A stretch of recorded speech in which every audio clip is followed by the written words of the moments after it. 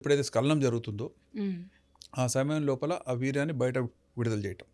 అది చాలా simple technique అని, అందులో ఏ ఖర్చు లేదని, దాంట్లో సైడ్ ఎఫెక్ట్స్ కూడా ఉండవని, ఇది చాలా యాక్యురేట్ మెథడు, చాలా పర్ఫెక్ట్ మెథడ్ అనుకుంటుంటారు. కానీ అది కేవలం అపోహ మాత్రమే. హ్మ్. ఎందుకంటే పురుషుల లోపల వీర్యం ఎప్పుడు విడుదలవుతుంది అంటే క్లైమాక్స్ సమయంలో మాత్రమే అని అందరి యొక్క అభిప్రాయం.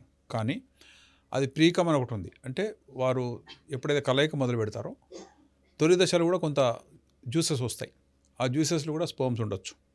ఉన్నాయనే విషయము చాలామందికి తెలియదు. కాబట్టి కేవలం క్లైమాక్స్ సమయంలో వీర్యము స్త్రీలో పడకుండా ఉంటే ప్రెగ్నెన్సీ రాదు అనే భావనతో దాన్ని చేస్తుంటారు.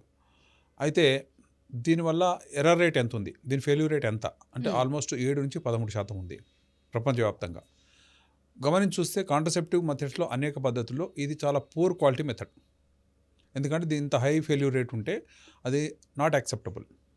ఎందుకంటే దంపతులు ఒక ఒక అభిప్రాయంతోటి ప్రెగ్నెన్సీ వద్దనుకొని చేసే పద్ధతిలో 13% టైమ్స్ ఫెయిల్ అయిందనుకోండి.